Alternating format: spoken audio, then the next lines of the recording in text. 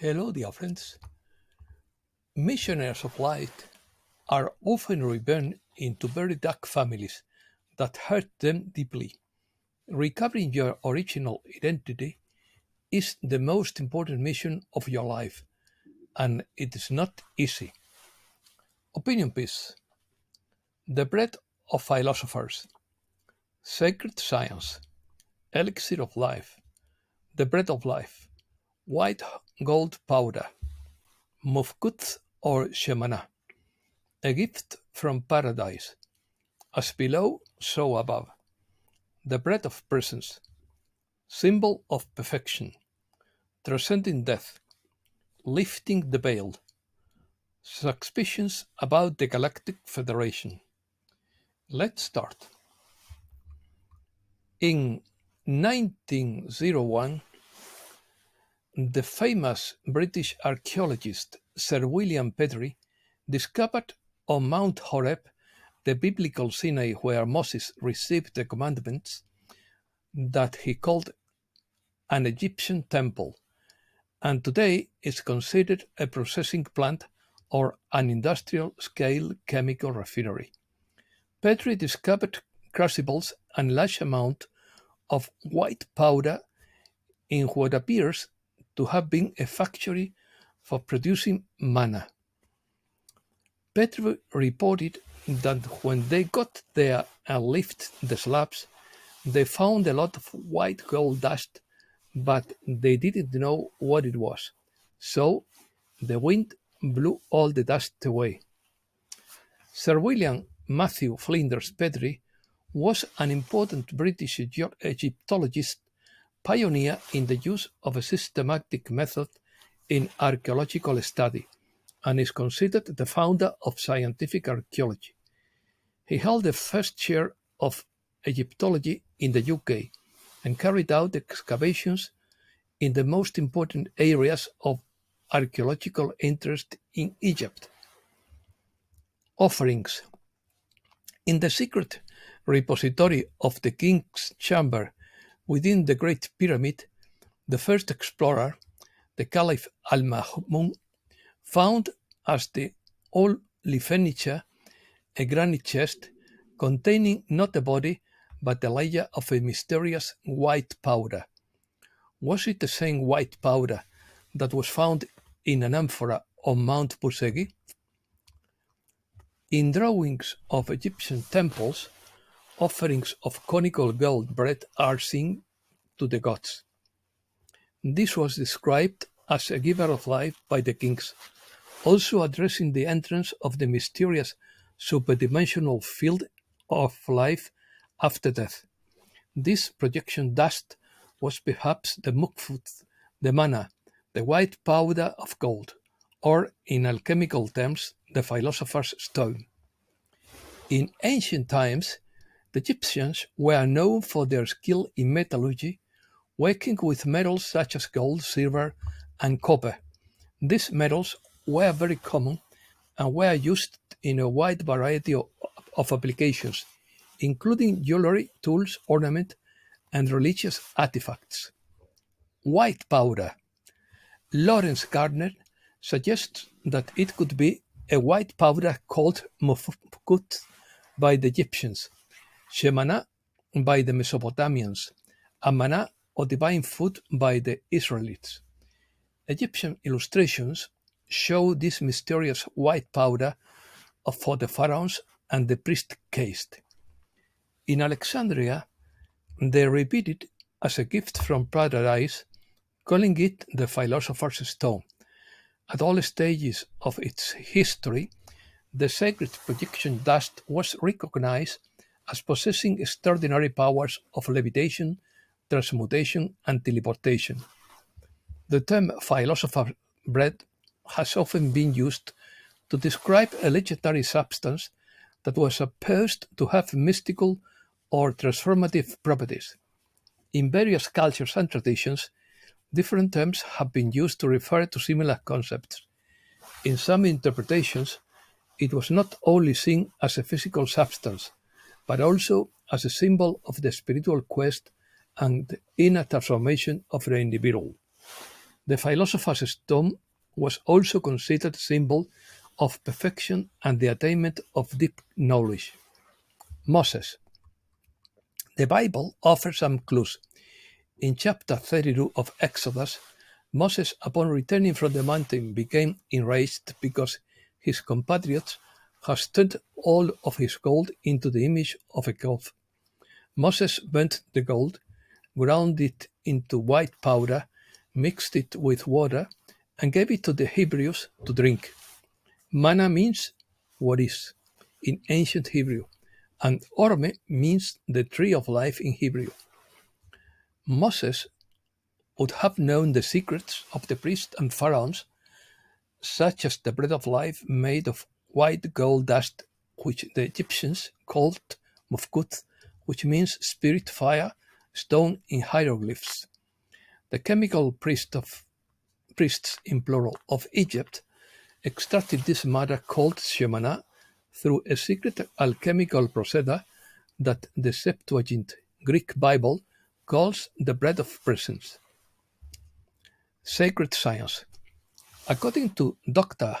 Charles Masses, the ancients possessed a technology, a sacred science, well known in ancient Egypt, in which stones, lights, and plants were used to create a resurrection body that allowed them to walk the stars like the gods. The main agent of the transformation was a divine food called Mufkutz, who could transcend death and would be able to function in a world freer than the three-dimensional transitory world. The Roman Emperor Caligula is believed to have supported experiments to produce gold from orpiment and arsenic sulfide, and that the Emperor Diocletian ordered the banning of all Egyptian works related to the chemistry of gold and silver, in order to stop such experiments and return to obscurantism. They say that the offering of the wise men was monatomic gold. The wise men were the legendary priestly caste of ancient Iran and Mesopotamia, who are mentioned in the Bible as practitioners of astronomy, astrology, alchemy, and other forms of esoteric knowledge. Monatomic gold, also known as ormus, has been the subject of interest in some esoteric communities. Properties are attributed to it that go beyond the traditional physical characteristics of gold. It is believed to exist in a state of matter different from the solid, liquid, and gaseous states of conventional matter. Interdimensional transportation. According to William Henry, Jesus described what would happen before his second coming when he arrived at the mysterious supernatural cloud. Jesus would then be seen arriving in the clouds of power and great glory, accompanied by angels, who gathered the elect from one end of heaven to the other. What do these statements mean? The cloud is a kind of interdimensional transportation system. According to Gnostic texts, Jesus is a Stargate traveler, a time traveler. The white men referred to as witnesses of the ascension are Essene mystics, who wear their traditional white linen robes or are angels, advanced spiritual beings that appear in human physical form. They are known as star walkers in ancient traditions for the simple reason that they originate from other star systems. Marian apparitions have been accelerating and increasingly dramatically over the past 90 years. I believe it is aimed at an effort to actualize the apocalypse, meaning the lifting of the veil, or a prophetic revelation, but more importantly, direct human contact with an advanced order of cosmic beings to reveal knowledge and mysteries about the higher order that are within us. Maria is not alone. She is part of a lineage of many more divine feminine star beings and queens of heaven, who have influenced human affairs for millennia, including Inanna, Isis, Athena, and Artemis. In fact, it is this tribe who brought the original matriarchal star religion long ago to places like ancient Crete, Egypt, Babylon, and Greece. This star religion was not only based on female religion, but was delivered by females, the first gender on Earth. The archaeological, historical, and mythological record tells us that of this original religion, led by the divine women, spiritual practice was oppressed from a consciousness by patriarchal human elements, especially during the last 2,500 years, beginning with the elimination of the female counterpart of Yahweh of Jewish tradition by King Joshua in 630 BC. The teaching of the star workers has been lost, but it's now returning. Breaking news.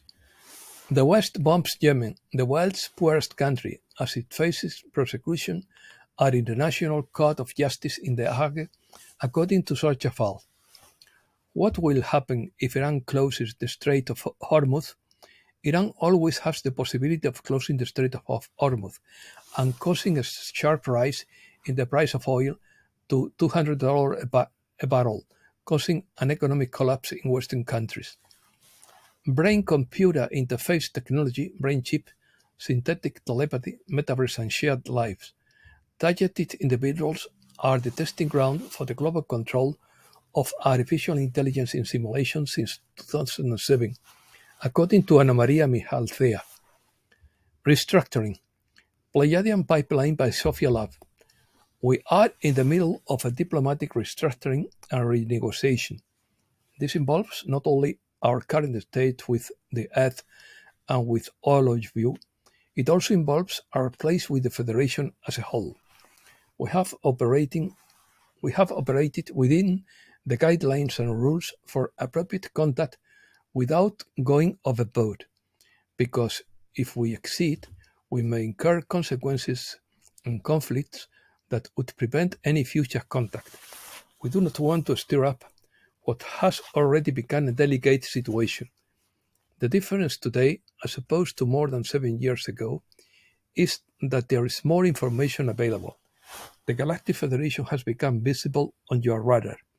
Your suspicions about his motives all those years ago are becoming common.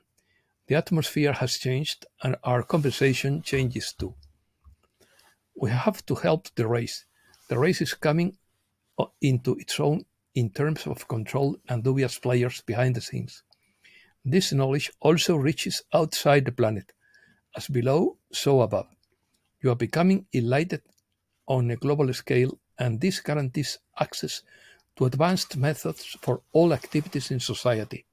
And that's all for today. Thanks a lot, dear friends.